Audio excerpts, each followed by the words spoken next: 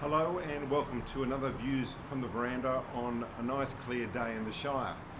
So look, I thought I'd share with you my thoughts on what has happened in regard to the recent flooding up in Upper New South Wales and Queensland and the effect that it does have on the housing market.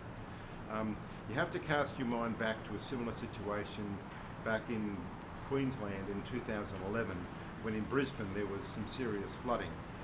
In that case, what actually happened was there was a trend towards prices going down and it bottomed out at about 6.1% drop in prices. It took about 4 or 5 years to get back to the values where it was before.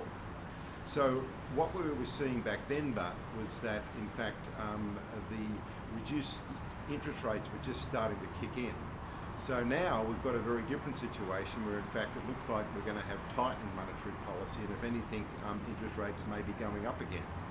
So that's another thing to factor in. But one of the things you should be thinking about is the fact that it is a very different market than what it was in 2011. The amount of climate change and these disasters that are happening are all too frequent. And then what we are finding, in fact, that people may be taking a very different attitude and more cautious attitude. So it certainly will have effect on those areas which were affected by floods. In addition to that, you might find areas which are not flood prone become a lot more appealing, and so prices might increase in that. If we look at the rental market, what will happen in those areas, in fact, is we're already seeing that rental prices are going to go up because there is a limited amount of actual stock up that way, and what you find is that there's a lot of people obviously out of homes and looking for places to live. So look, it's always something to take into account is the fact that it's not just monetary policy, but it can be the climate that can affect the value of property. So therefore you'd have to take a serious look at where you are looking to buy in the future.